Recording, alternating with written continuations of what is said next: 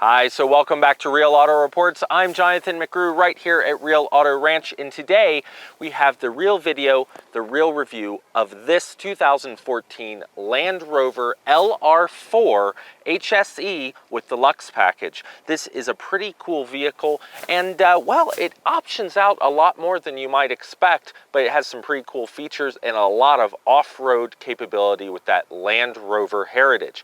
So let's jump in, take a ride, and see what this vehicle has to offer.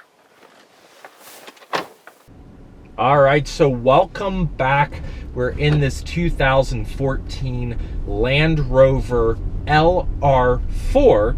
So basically what you have is a Discovery in other markets, and this is what the Discovery turned into, the LR series, and we have the LR4 here testing it in 2014. So what's new? What's this real video all about?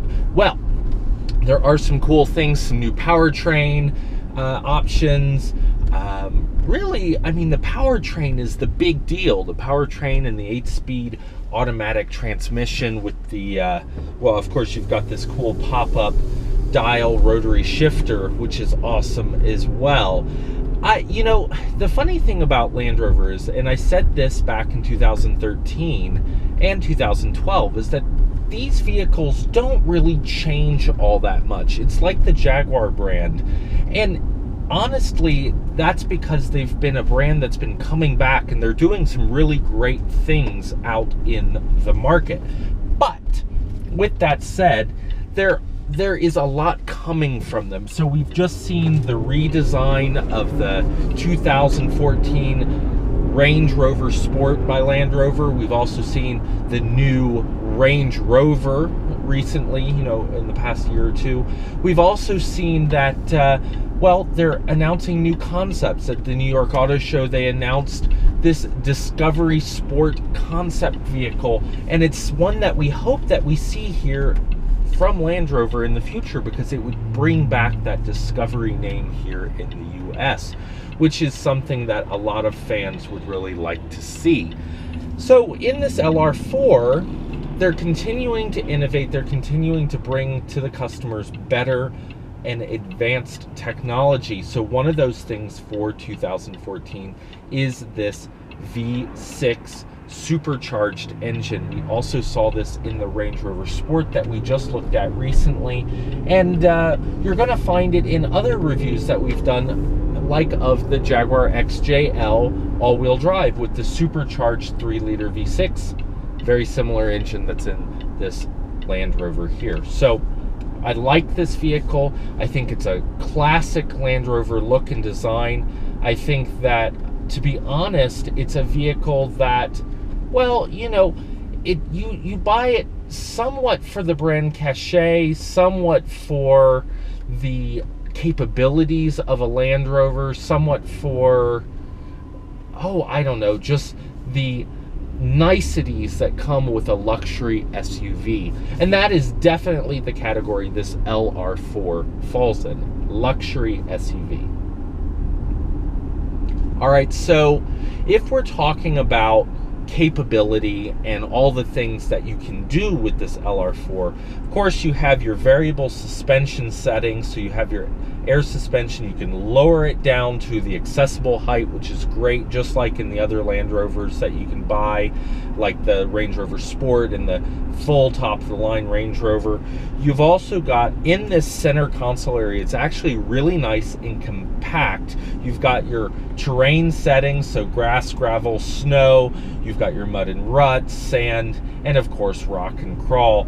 And so what you have here is the special programs that go along with the terrain system in this vehicle. In this particular vehicle we're testing, we also have the heavy duty package, which gives you the nicer transfer case setup and allows it really to do some off-road duty for you if that's what you're looking for. We also have the you know, it's about a $13, maybe more, $100 option in there for the 7-passenger seating capacity. So yes, you could buy this vehicle and just have 5 seats, or you can opt for the 7-seat capacity option, and that brings you up a little bit in money, but really not bad considering that this vehicle does not feel huge. It feels easy to drive in town, easy to park, and then to believe that you have a third row that you can put people in, that's pretty cool. And because it's such a square vehicle, you have a lot of headroom, and indeed even in the back you have a lot of headroom, because remember, this is based on the Discovery kind of design and body that what we used to call a Discovery, now in the LR4.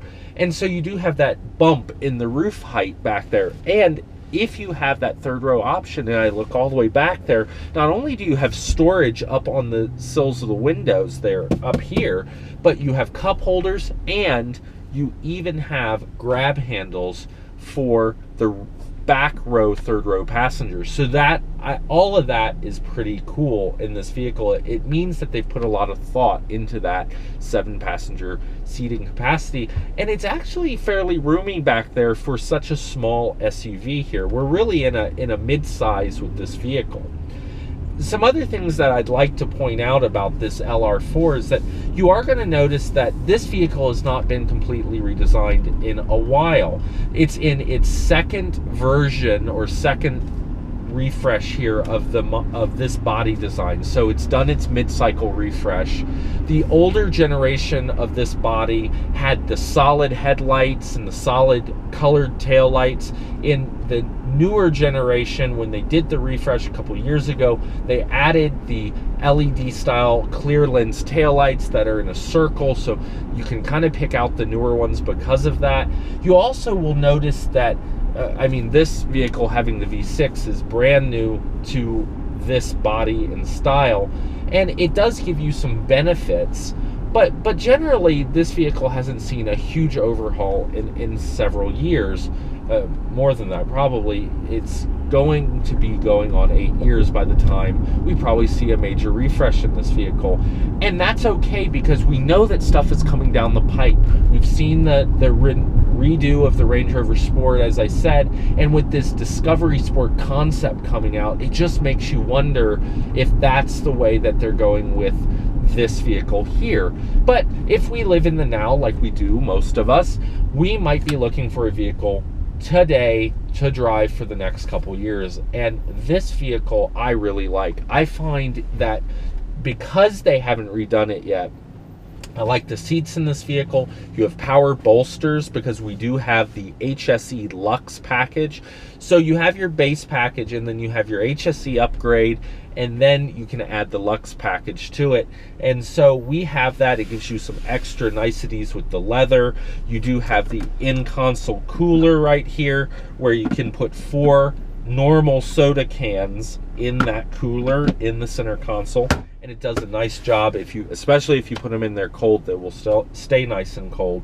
Power bolsters, as I said, we've got the 3-position memory seat on the driver's side here.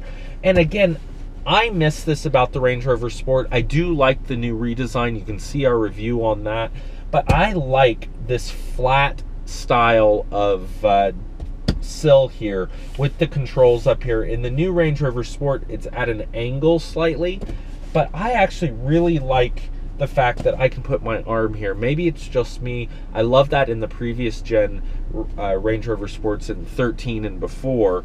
And so what I'm getting at is that this vehicle's pretty much perfect the way it is, but because things have to move forward, and you know, you can't sell the same thing forever, right? We've proven that over the years. People like to see change.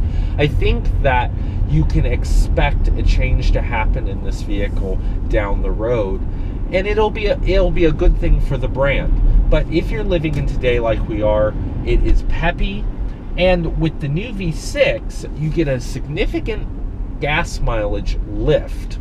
And I say significant because it's 2 miles per gallon in the city and 2 miles per gallon out on the freeway. And so when you're looking at normal daily driving, so now it's 14 city and 19 highway. It used to be 12 city and 17 highway with the old 5-liter 375 horsepower V8. Now we have this 340 horsepower supercharged V6. Now what's interesting is it doesn't get as good a gas mileage, it doesn't get as good a lift as the Range Rover Sport did by taking on the same engine, but it also didn't shed the 800 pounds the Range Rover Sport did going to the all-aluminum body. Now, you do see in this LR4 a slight degradation in performance, right? It's deteriorated a little bit in that aspect, because the things that I've read say that this vehicle goes 0 to 60 in about 7.7 seconds, which seems a little slow to me. It feels peppier than that with the 8-speed and the peppiness. So I wonder if those reports I've seen are a little off. But the previous generation did 0 to 60 in 6.6 seconds. Now, here at altitude where we are in Colorado, I don't know that the previous generation would have actually made it 0 to 60 in 6.6 seconds because of the altitude difference. These supercharged engines do better at altitude typically in terms of performance than the naturally aspirated ones. So that's something to keep in mind. And this has a very smooth application of power. So all of those things make it a nice driving vehicle, and the 8-speed actually shifts pretty quickly and pretty nicely. So we have a few more details. So let's dive into the kind of nitty-gritty things that I think you should consider if you're really looking at buying one of these vehicles. All right, so with these vehicles, it's never just rainbows and unicorns, as someone I know in Fort Collins would say. And it just smacks of something that needs to be talked about when you're talking about livability in these vehicles. So is this a great luxury SUV? Does it have nice appointments? Does it have nice options and features? And does it come together well and look good and present itself as a premium SUV? Yes, it does. Is it capable? Yes, it has performance, it has off-road capability, it has some neat features like the adjustable height suspension and the advanced terrain system. Yes, all of those things are true, but there are also some livability things that are also true on this vehicle. And one of them that I didn't expect to find was the liftgate situation. And this struck me also on my review of the Lexus LX 570, where it had the split tailgate. Well, this vehicle also has a split tailgate. And so the top 3/4 of the liftgate will open and open up. And the lower quarter of it with another button will drop down, and you may have seen this in our real first impressions. Now, one of the things that's nice about that is you can sit on that lower quarter of the tailgate, but the thing that you'll notice as you start to get to use it, and I kind of clicked to the fact after loading groceries in it over the weekend, going on a FedEx run, putting boxes in and out of the back, and I was like, this is really a pain in the drain. I don't like the split tailgate, and why I don't like it is because there is no power option. So when your hands are full, when you're paying almost $63,000 MSRP for a vehicle, there are vehicles not even half as expensive as this one, and they have power lift gates. And heck, they have power lift gates that operate with your foot. And yes, you can get leather and self-park, and it's not a Range Rover, but the fact that it doesn't have a power lift gate that you can open from the key or from the back or from the inside is a little bit of a detractor at the price point and the luxury type of persona it has. And so this isn't the only car that's ever had this issue. As I said, the LX 570 from Lexus still has this setup and still doesn't have a power open close. And so does the GX Lexus actually as well, because it has a swing gate. But as consumers, we've gotten used to this idea of a self-open tailgate, which is a convenience. It's a convenience and a luxury feature, and one that I think you'll have to find on the next generation, the next redesign of these LR4s. So would I not buy the vehicle because of that? Probably not, because I do like this LR4. It's a good size, it's nimble, it's got good pep, as I said, it's got a nice driving sensation. The steering is heavier in this vehicle than you'll find in the new Range Rover and Range Rover Sport, because it's not an electric It's not an electric system the way that those vehicles are, so it does have that heavier driving sense, which I kind of like in this SUV type of vehicle with this high profile. I think it feels sturdy and really glued to the road. And it has a nice suspension on it that soaks up the bumps and soaks up, the differences in the terrain. So I like it a lot from that perspective. And you still sit very high in this vehicle for a vehicle that it still fits in a standard garage. This is a nice driving position. It's not as vertical as the old Discoveries, not in my opinion. I've driven some of those older Discoveries from the late 90s and the early 2000s, and I think that this is a more comfortable seating position. Frankly, I think things are more reachable, and I like the vehicle a lot, and I think it is a testament to the fans of Land Rover and Land Rover themselves that this vehicle has continued to be so popular. They got the design nailed pretty much in the first gen of this body. So now when we look to the future, it's those little things that you realize, oh, it doesn't have the power liftgate. Okay, it doesn't have auto start at $63,000. Why do I not have auto start? It has a heated steering wheel, it has heated seats, but it doesn't have cooled front seats. Again, at that price point, I kind of think, oh, well, shouldn't I have cooled front seats too? So those are the things that, when you look at it, you go, okay, are there other vehicles I can cross-shop this with? So what other vehicles would you cross-shop this Land Rover with? Well, you might cross-shop it with an X5 or an X3, depending on the size, really more X5 from BMW. The Mercedes GLK might be a good one if you're looking only for a 5-seater, really. Again, though, you might want to go up to the GL. So you never know there. Very different price points in some of these vehicles. You might just decide that you want to look at a Range Rover Sport. But as I said, they raised that price point in the new 2014 model. So with all the bells and whistles we had on the one we tested, it was $79,000. So you're looking at paying a significant increase there if you wanted to step up to the Range Rover Sport, and even higher if you wanted to step up to just the Range Rover. So what else could you cross shop it with? There's the Q5 from Audi, and that vehicle is very nice and we've tested it, but again, not going to have the 7-seat option. You could go to Lexus. Their SUVs really haven't seen a whole lot of redesign though, so I think you're going to find that this one presents better in the LR4.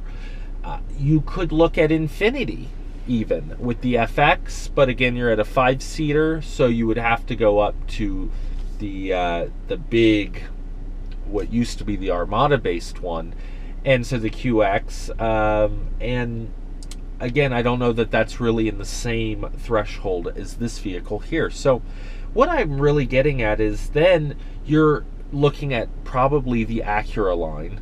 And now in the MDX, you have a ton of features. You have the multiple rows. So that might be your closest comparison, but you're not going to get the off-road sensibility that this vehicle here has.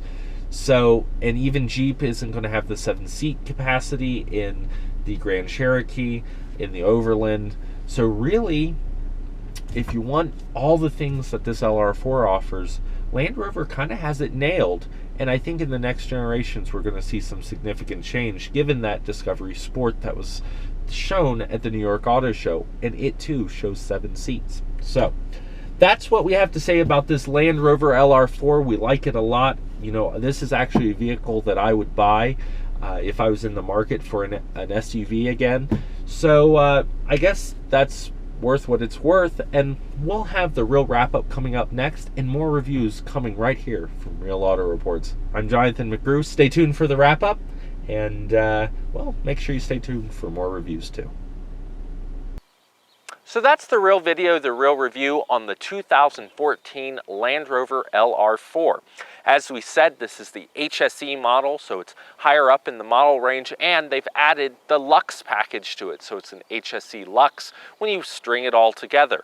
It's a great vehicle in terms of being a luxury SUV, but it is in that kind of mid-size category. It is going to be smaller than the Range Rover Sport, but it's still very capable in that for about $1,300 or so, you can add the 7-seat capacity option that we have on this vehicle here that we're testing. Now, we thought this was a great kind of cool thing. The only thing about it is because of that split tailgate and because it's not automated and because you have to reach across to do the folding of the seats, your shorter owners are going to find this harder to make the 7-seat thing really work well for them. It's going to be a bit of a struggle. Even at my height, I have trouble reaching the latches for it. However, it is very nice to have that extra room in a vehicle that you just wouldn't expect to have a 7-seat option. Of course, you have the legendary off-road capability, the air suspension with the accessible height that it's in right now as you look at it, and then the normal height in the off-road height. It's a great feature for those of you who plan to go off-roading with your Land Rover.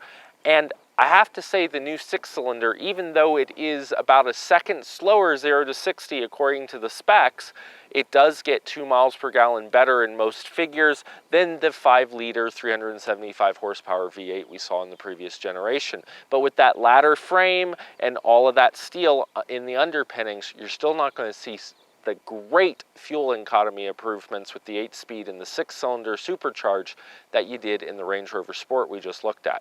All in all, I think with the new Discovery Sport that they just unveiled, the concept car at the New York Auto Show, you're going to find that this car's probably, this SUV I should say, is going to change quite a bit in the future. So keep an eye on that concept, and if you need one of these vehicles today, this is a great luxury SUV to look at and cross-shop with the likes of BMW, Mercedes, Audi, and others. So, I'm Jonathan McGrew, this is Real Auto Reports, and we'll see you down the road.